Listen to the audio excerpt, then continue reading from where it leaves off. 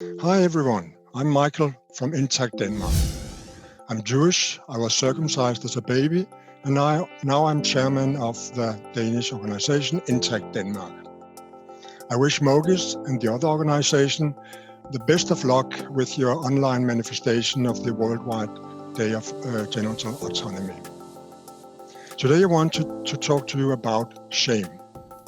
The other day I read a very interesting article about the social function of shame. The occasion was that some Danish politician had been criticized for telling people to be shameful of not keeping social distance.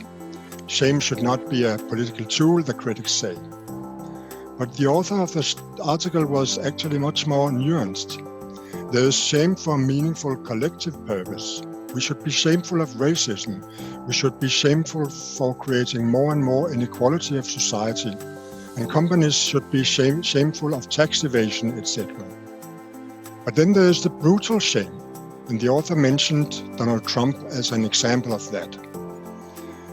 He is shameless. His total showdown with shame tells us how important shame is. It is a precondition of civilization because, and that's the interesting thing, because in shame the norms of the community are tied directly to the body of each individual citizen. Shame is an emotion, it is a bodily reaction. And this makes me think of the slogan of Intact Denmark, which in Danish goes, "Man skærer der ikke i raske børn."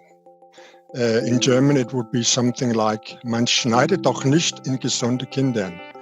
And in English it's a bit more difficult to translate, but I guess something like, "Of course no one should cut into healthy children's bodies."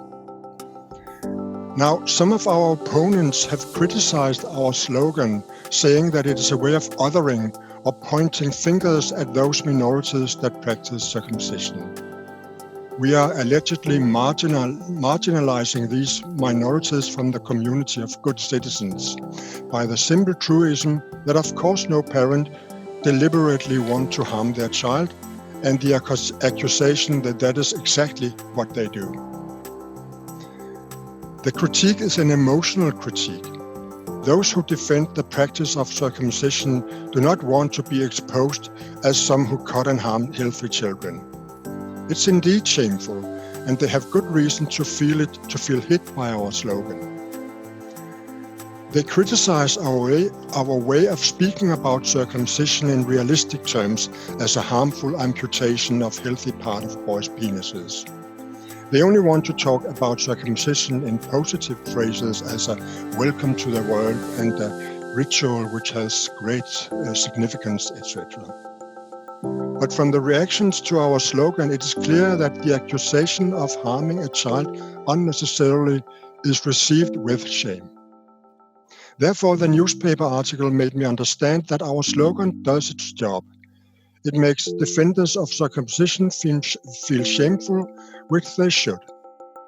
But not only parents and circumcisers, also countries that make circumcision of boys legal, like for instance Denmark and Germany and the rest of the world, should feel shameful. Even the United Nations must be blamed. Although UN has a document, the Convention of the Rights of the Child, whose aim clearly is to protect children from unnecessary violence and harm, UN has not been willing to accept the logic of their own convention, which is that this goes for all children, not only girls. Instead, UN talks evasively and don't want to address the issue directly. This is the greatest shame, that international human rights organizations do not draw the consequences of their own resolutions, and that states that have subscribed to the convention don't follow up by action. So let's go on pointing out the shame of circumcision. We don't need aggressive hate speak. We don't need verbal attacks. We only need to point out that cutting into babies' healthy genitals is not the right way of treating our children. Thank you, and again, best of luck with the online Worldwide Day of Genital Autonomy.